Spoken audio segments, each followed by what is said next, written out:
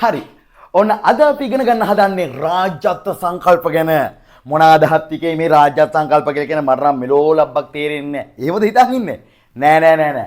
රාජ්‍යත්ව සංකල්ප කියලා කියන්නේ අපිට 10 වසරේ ඉගෙන ගන්න තියෙන පොඩි පාඩම් කොටසක්. හැබැයි මේකෙන් ලොකු ලකුණු ප්‍රමාණයකට යන්න බලා. ඒ කියන්නේ ලකුණු 5ක් හෝ 6ක් අපිට ගන්න පුළුවන්. රයිට්? හරිද? රාජ්‍යත්ව සංකල්ප.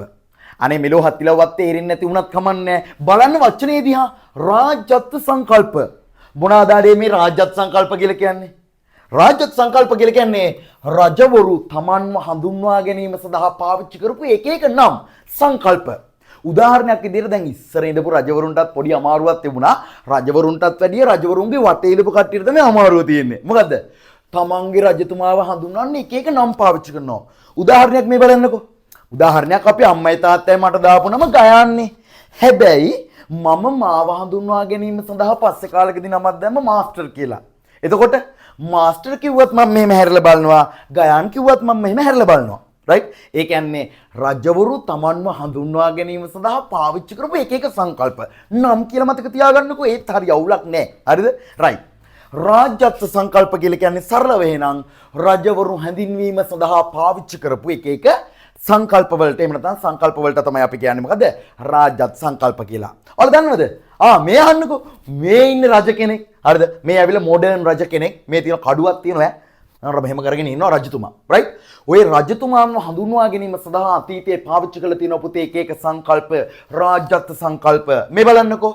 එකක් තමයි පුතේ මතක තියාගන්න. මේ බලන්න. දැන් පේනවනේ? රයිට්. රාජ්‍යත්ව සංකල්ප එකක් දේවත්ව මෙන්න දේවත්ව ඊට පස්සේ චක්‍රවර්ති මෙන්න දේවත්ව චක්‍රවර්ති ඊළඟ එක පර්වත රාජ ඊළඟට වීරත්ව ඊළඟ එක බෝධි සත්ව රයිට් ඔන්න ඔච්චරයි මතක තියාගන්න තියෙන හරි ලේසියානි අප්පා මේ මම අවුරු කියන්නේ කවුද රයිට් මේ බලන්නකෝ රජවරු තමන්ව හඳුන්වා ගැනීම සඳහා පාවිච්චි කරපු එක එක සංකල්ප තමයි මේ තියෙන්නේ මොනවාද මෙන්න දේවත්ව චක්‍රවර්ති පර්වත රාජ වීරත්ව බෝධිසත්ව පට්ටලේසි දඩබඩාංගාල මතක තියාගන්න පුළුවන් විනාඩි 5යි යන්නේ අයිකෙමු දේවත්ව චක්‍රවර්ති පර්වත රාජ වීරත්ව බෝධිසත්ව හරි ලේසි අයිකෙමු දේවත්ව චක්‍රවර්ති පර්වත රාජ වීරත්ව බෝධිසත්ව මෙන්න දේවත්ව චක්‍රවර්ති පර්වත රාජ වීරත්ව බෝධිසත්ව කියලා කියන පුතේ අතීතේ රජවරුන් තමන්ව හඳුන්වා ගැනීම සඳහා පාවිච්චි කරපු එක එක සංකල්ප වලට රයිට් අපි දැන් යන් එකින් එක ඉගෙන ගන්න රයිට් හරි අපි යන් අලුත් පිටකට මෙන්න අපි යනවා දැන් දේවත්ව සංකල්ප වලට මෙන්න දේවත්ව අනේ වයන්න ලියුන්නේ නැහනේ දේවත්ව හරිද දේවත්ව සංකල්ප මොනවාද අප මේ දේවත්ව සංකල්ප කියලා කියන්නේ මම දන්නේ නැහැ. දේවත්ව කියලා කියන්නේ මොකද්ද? පුතේ දේවත්ව කියලා කියන්නේ තමන්ගේ රජතුමා දෙවියෙක්සේ හඳුන්වනවා. තමන්ගේ රජතුමා දෙවියෙක්සේ සලකනවා. උදාහරණයක් විදියට නේද? අර දැන් ඔයාලා නම් එහෙම නැතුව ඇති. හරිද? ඔය දැන් ඉස්සර මේ ඔය ලව් කරන කාලේට හරි නේද? කියනෝනේ නේද? මගේ සුදු මහත්තයා නම් දෙයියෙක්. අනේ මගේ සුද්දාති නම් දෙවියෙක් වගේ නිකන් නේද? එයා දෙවියෙක්ට සමාන කළා. තේරුණාද? ඒ වගේ මොකද? අපේ රජතුමා නම් දෙවියෙක්. අනේ අපේ රජතුමා නම් දෙවියෙක්. ඒ කියන්නේ රජතුමා දෙවියන්ට සමාන කරලා. ඔයාලා දන්නවද? දේවත්ව සංකල්ප වලට උදාහරණ දෙකක් තියෙනවා. රයිට්? උදාහරණ දෙකක් තියෙනවා.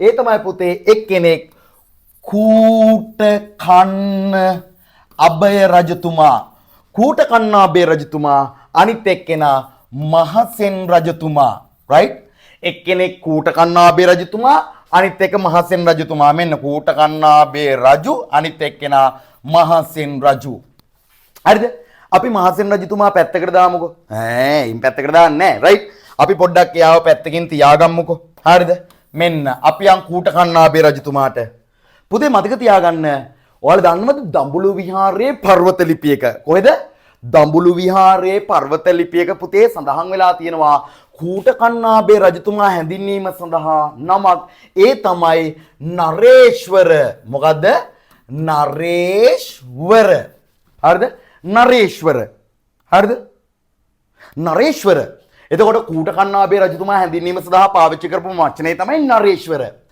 මොකක්ද අනේ නරේශ්වර කියලා කියන්නේ? මේ බලන්නකෝ. අපි එක කඩාගමුද කෑලි දෙකකට. නරේශ්වර මෙන්න නරේෂ් කියලා කියන්නේ මොකද්ද? නර මෙන්න නර ඉස්සර කියන එක තමයි මේ කියන්නේ. ඉස්සර. හරිද? නරේශ්වර කියලා හැදිලා තියෙන්නේ නර ඉස්සර. නර කියලා කියන්නේ කවුද? නර කියලා කියන්නේ එම්බල නර පණුව තට අමු කැවිලද? නරය කියලා කියන්නේ කාටද? නරය කියලා කියන්නේ පුතේ වැරදි කරන කෙනාට. රයිට්? වැරදි කරන කෙනාට තමයි නර කියලා කියන්නේ. එම්බල නර පණුව තට අමු කැවිලද කියලා කියන්නේ. නර කියන්නේ වැරදි කරන කෙනාට. එතකොට පුතේ ඉසර කියලා කියන්නේ ඉසර කියලා කියන්නේ පුතේ ඊශ්වර දෙවියන්ට. කාටද? ඊශ්වර දෙවියන්ට. ඔයාලා දන්නවද? ඊශ්වර දෙවියෝ දන්නවනේ නේද? හරි. ඊශ්වර දෙවියන්ගේ තියෙන පුතේ විශේෂත්වයක්. හරිද? ඊශ්වර දෙවියන්ගේ තියෙන පුතේ විශේෂත්වයක්. ඒ තමයි පුතේ මතක තියාගන්න. අපිට නම් සාමාන්‍යයෙන් දෙකයිනේ තියෙන්නේ. ඊශ්වර දෙවියන්ට තුනක් තියෙනවා. මොනවාද? නෑ. ඒක නෙවෙයි. හරිද? අපිට දෙකක් තියෙනවා. එයාට වැඩිපුර එක්ස්ට්‍රා එකක් තියෙනවා. මොනවාද? මං කියන්නේ ඇස් ගැන. රයිට්? හිතන්නකෝ ඊශ්වර දෙවියෝ කියලා කියන්නේ මෙන්න මේ වගේ ඇස් දෙකක් තියෙනවා අපිට නම්. එයාට තව එක ඇහැක් තියෙනවා මේ මෙතන. හරිද? ඊශ්වර දෙවියන්ට තව නමක් කියනවනේ තිනෙත් කියලා. ඇස් තුනක් තියෙන නිසා එයාට තිනෙත් කියලා කියනවා. බලන්නකෝ. ඒතර ඊශ්වර දෙවියන්ගේ තියෙන විශේෂත්වය තමයි එයා වැරදි කරන කෙනෙක් දැක්කට පස්සේ මේ තුන්වෙනි ඇහෙන් බලලා එයාව පුච්චලා දානවා. එයාට දඬුවම් දෙනවා. ඒ වගේ තමයි මෙන්න මේ කූට කන්නාබේ රජතුමා හැඳින්වීම සඳහා ඊශ්වර දෙවියන්ව යෝජනා කළ තියෙන. එහෙම නැත්නම් එයාව දාලා තියෙන්නේ ඒකයි. කූට කන්නාබේ රජතුමත් වැරදි කරන අයට දඬුවම් දෙන නිසා. තේරුණාද? එහෙනම් පුතේ මතක තියාගන්න දේවත්ව සංකල්ප වලට හොඳම උදාහරණයක් තමයි කූට කන්නාබේ රජතුමා. ওই කූට කන්නාබේ රජතුමා හැඳින්වීම සඳහා දඹුලු විහාරයේ පර්වත ලිපියක සඳහන් කරලා තියෙන මොකද්ද? නරේශ්වර කියන වචනේ. නරේශ්වර කියන වචනේ අපි කඩාගත්තොත් හැදෙන්නේ එක නර ඉසර කියලා. නර කියලා කියන්නේ වැරදි කරන කෙනා. ඉසර කියලා කියන්නේ ඊශ්වර දෙවියන්ට. ඊශ්වර දෙවියන් කියලා කියන්නේ පුතේ ඇස් තුනක් තියෙන කෙනෙක්. එයා අර තුන්වෙනි ඇහෙන් බලලා වැරදි කරන කෙනාට දඬුවම් දෙනවා. ඒක නිසා පුතේ කූට කන්නාබේ රජතුමත් හරියට නිකන් වැරදි කරන අය පේන්න බෑ. පේන්න බෑ. එයාට දඬුවම් දෙනවා. ඒ අදහසින් තමයි පුතේ මොකද්ද?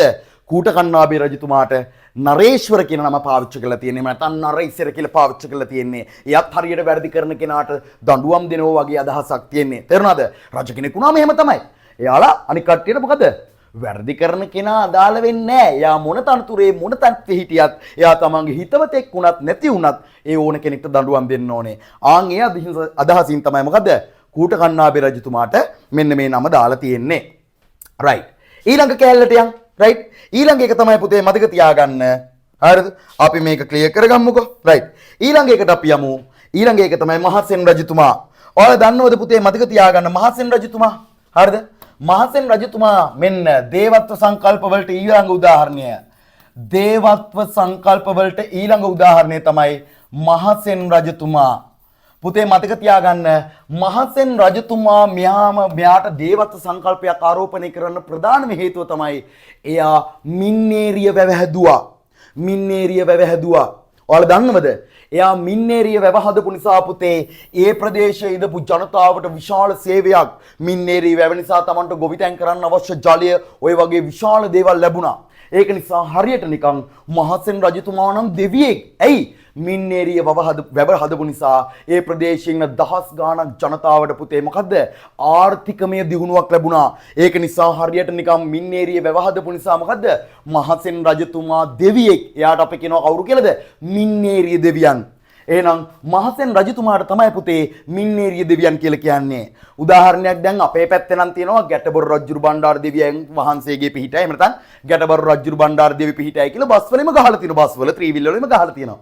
ඒ වගේ ඒ පැතිවල මිනිස්සුත් දැන් ගහලා තියෙනවා මොකද්ද? මින්නේරිය දෙවි පිහිටයි කියලා. එහෙනම් මින්නේරිය දෙවියන් කියලා කියන්නේ කාටද? මහසෙන් රජතුමාට. හරි ලේසි. රයිට්? හරිම ලේසි. හරි. ඊළඟට අපි යන්කො පුතේ ඊළඟ කෑල්ලට. මොකටද? මේ බලන්නකෝ දේවත්ව සංකල්ප හරි නේද? දේවත්ව සංකල්ප වලට උදාහරණ දෙකක් තියෙනවා. දැන් අපි ඉගෙන ගත්තා. එකක් කූට කන්න අබය රජතුමා, කූට කන්නාබේ රජතුමා. අනිත් එක්කෙනා මහසෙන් රජතුමා. රයිට්? අනේ මගේ අකුරු නම් බලා ගන්න බෑ. ඉතින් බනින්න එපා. ඔහොම තමයි. හරිද? මේකෙන් ලියන්න අමාරුයි. රයිට්? මහසෙන් රජතුමා. හරි ලේසි. ඊට පස්සේ ඔන්න වැදගත්ම එකක් තියෙනවා. ඒ මොකද්ද? චක්‍රවර්ති. චක්‍රවර්ති. අපි යන්කෝ ඊළඟ පිටුවට නේද? චක්‍රවර්ති. බලන්නකෝ. චක්‍රවර්ති. චක්‍රවර්ති. නේද? චක්‍රවර්ති කියන එකේ තේරුම තමයි පුතේ මතක තියාගන්න හරියට නිකන් සක්විති. මෙන්න සක්විති කියන අදහස. චක්‍රවර්තිය කියලා කියන්නේ පුතේ එයා මුළු චක්‍රාවාටටම මුළු ලෝකෙටම අධිපති. අනේ යාගේ රටට නේද? යාගේ රටට ආසියාවට එහෙම නෙමෙයි. මොකද්ද? මුළු ලෝකෙටම අධිපති රජතුමා කියන අදහස තියෙන්නේ චක්‍රවර්ති. නේද? සක්විති කියලා ගත්තත් අවුලක් නැහැ. චක්‍රවර්ති. මුළු සක්වලටම අධිපති රජතුමා, මුළු චක්‍රාවාටේටම අධිපති රජතුමා කවුද? අන්න නිශ්ශංක මල්ල රජතුමා. නිශ්ශංක මල්ල රජතුමා. පුතේ මතක තියාගන්න චක්‍රාවාටේටම අධිපති රජතුමා එහෙම නැත්නම් මුළු සක්වලටම අධිපති රජතුමා කියලා කියන්නේ කාටද? නිශ්ශංක මල්ල රජතුමාට. නේද? නිශ්ශංක මල්ල රජතුමා හරිම වැදගත් මේක. රයිට්? ඒක නිසා පුතේ මතක තියාගන්න එයාට කියනවා අපි කාලිංග චක්‍රවර්ති ස්වාමීන් වහන්සේ කියන නමත් පාවිච්චි කරනවා. කාලිංග චක්‍රවර්ති ස්වාමීන් වහන්සේ. මෙන්න නිශ්ශංක මල්ල රජතුමා හැඳින්වීම සඳහා පාවිච්චි කරන වචනේ තමයි මොකද්ද? චක්‍රවර්ති. නේද? කාලිංග චක්‍රවර්ති ස්වාමීන් වහන්සේ. එහෙමත් කියනවා. රයිට්? එහෙනම් ඒකත් මතක තියාගමු. ඊළඟ එකට අපි යනවා. රයිට්? ඊළඟ එකට අපි යනවා. මොකටද? මෙන්න ඊළඟ එක. ඒ තමයි පුතේ මතක තියාගන්න චක්‍රවර්ති කියලා කියන්නේ කාටද එහෙනම්? නිශ්ශංක මල්ල රජතුමාට. රජතුමාට. ඊට පස්සේ පර්වතරාජ. පර්වතරාජ බලන්නකෝ පර්වතරාජ කියලා කියන්නේ. පර්වත කියපු ගමන් මෙන්න පර්වත රාජ. හරි ලේසි මේක. නේද? පර්වතයක ඉන්න රජතුමා. ඔයාලා දන්නවනේ අපේ රටේ තියෙන මෙන්න මෙහෙම පර්වතයක්. මොකද්ද? සීගිරිය. සීගිරියට අධිපති රජතුමා තමයි පර්වතරාජ කියලා හඳුන්වලා තියෙන්නේ. පර්වතරාජ කන්දේ අයියා ගලේ දෙයියෝ. කවුද? කවුද?